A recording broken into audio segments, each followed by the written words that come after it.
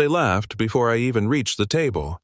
Not the loud kind, not the kind that fills a room, but that sharp, knowing laugh people use when they think they've already figured you out. I felt it before I heard it, that shift in the air, the way eyes flicked toward me and then slid past the man standing next to me like he was part of the furniture. I remember thinking, okay, here we go again.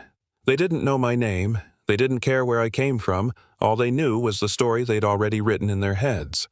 I was the woman who married down. And the man holding my hand was the poor contractor who somehow slipped into a room he didn't belong in. Yeah, that was the headline. I wasn't always this calm about it. If you'd met me 10 years earlier, you would have seen someone who learned very young how to stay small. I grew up in a cramped neighborhood where everyone knew everyone's business and success was measured by what people could see from the street. My mom believed in safety the way other people believe in luck. To her, money meant protection status, meant respect, and love was optional. Something nice if you could afford it later. When my dad passed away, there was no dramatic turning point, no inspirational speech. Life just narrowed. College plans vanished. I learned to sew, to sell, to smile when customers complained, to keep my head down and keep moving. By my late 20s, the commentary started. She's sweet, but sweetness doesn't pay bills. She's smart, but she needs a man with ambition. That's when Ryan came into my life. Ryan looked like relief. Clean suits, confident smile, always talking about deals and growth like the future owed him something. People approved of him immediately. My family relaxed. Friends told me I'd finally made it. And for a while I tried to believe that this was what stability felt like. Nice restaurants, polite laughter conversations that sounded important even when they weren't. But then the comments crept in. You should let me handle this. Don't talk too much around my colleagues. Maybe dress a little less simple. He never shouted. He didn't have to. The words did their work quietly, teaching me how to shrink without noticing. One night, after a long day, I asked him something that felt innocent at the time. I asked if he ever thought people mattered more than money. He laughed, not cruelly, just dismissively, and said that's how broke people talk. I stared at the ceiling that night and realized I felt lonelier with him than I ever had on my own. When he ended things, it was efficient. He said he needed someone more aligned with his lifestyle. A week later, he was already with someone new, someone shinier. Everyone had an opinion. You should have tried harder. At least he had money. I didn't argue, I just went back to work. A few days later, I took a shortcut home past a construction site. Loud, dusty, chaotic. A plank slipped. A worker froze. And then someone moved. A man grabbed the beam, shoved the worker out of the way, took the impact like instinct kicked in before fear. No shouting, no drama. He checked on the worker first, not himself. When he noticed me watching, he nodded politely and apologized for the noise like he'd just bumped into me on the sidewalk. His name was Caleb. He said he was a contractor. That was it. No pitch, no bragging. Just calm. We started running into each other after that. 5-minute conversations. Sometimes just a smile. Once it rained unexpectedly and he handed me his jacket without thinking. I told him he'd get sick. He shrugged and said he'd been wet before. It sounds small, but something about that stuck. For the first time in a long while, I felt seen, not evaluated. When I told my mom, she went quiet in that dangerous way. A contractor, she asked, "Do you want to struggle your whole life?" I didn't argue. I just said he was kind. The world, however, had plenty to say. Friends teased, neighbors whispered. My uncle reminded me that time wasn't on my side, but Caleb listened. When I talked about my fears, he didn't dismiss them. He didn't try to impress me. He talked about showing up every day and doing the work whether anyone noticed or not. One evening, we were sitting at a cheap cafe near the site, plastic chairs, chipped cups, and a group of guys nearby laughed loud enough for us to hear. "Contractor thinks he's dating above his level 1 of them said. I felt my shoulders tense.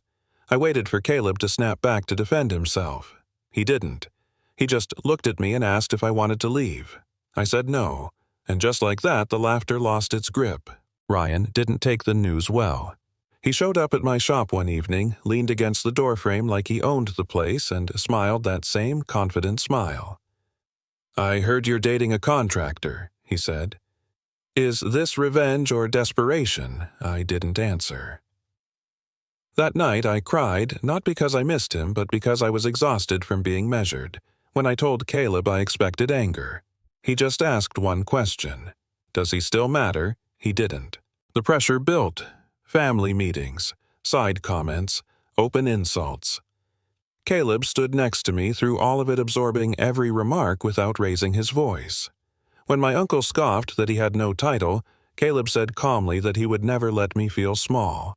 The room went silent. That silence said more than any argument ever could. We got married quietly. No approval, no applause. The apartment was small. The power went out the first night and we laughed in the dark. I knew exactly what I was choosing. And for the first time, it felt honest. Months later, we were invited to a corporate event downtown, the kind of place with marble floors and forced smiles. Ryan was one of the sponsors. The moment we walked in, the whispers started. He made a point of greeting me loudly, eyes flicking over Caleb like he was invisible. Made jokes about honest work not always being profitable. His wife laughed. Others joined in. I felt that old instinct rise, the urge to disappear. Then I felt Caleb's hand tighten around mine, steady grounding. When Ryan raised a toast about knowing your place, something in me snapped awake. I spoke, quietly, about walls protecting people, about companies collapsing when they forget who actually builds them. The laughter died in real time. Online, the mockery exploded afterward. Comments, photos, people who used to smile liking posts that laughed at me. My mom said I'd been humiliated. I told her no. They'd shown who they were. Caleb stayed quiet. People mistook that for weakness. They always do. What they didn't see were the meetings, the documents, the long nights. Permits stalled. Projects delayed. Ryan grew nervous. One night, Caleb told me everything would change after tomorrow. The boardroom was cold, all glass and steel. When Caleb walked in, people stood. Conversation stopped. Respect moved through the room like gravity. Ryan sat, rigid, confidence leaking out of him. Caleb spoke calmly. No drama, no names, just facts. Responsibility. Accountability. That's when I understood this wasn't a reveal. It was a reckoning. After that, the city adjusted fast. Apologies arrived wrapped in politeness. Invitations multiplied. My mom came over quietly one morning and admitted she'd been wrong not about money, but about fear. Ryan asked Caleb to save him. Caleb said no. Consequences matter. People love to retell the story now. They say I married a billionaire in disguise. That's not what happened. I married a man who understood power well enough not to announce it. I chose dignity before applause, truth before comfort. So here's my question to you. Was I wrong for standing my ground when everyone told me to choose safety instead of love? Was Caleb wrong for staying silent until the truth spoke for itself? Or is this just proof that society respects you only after it realizes you were never small to begin with? Let me know what you think in the comments.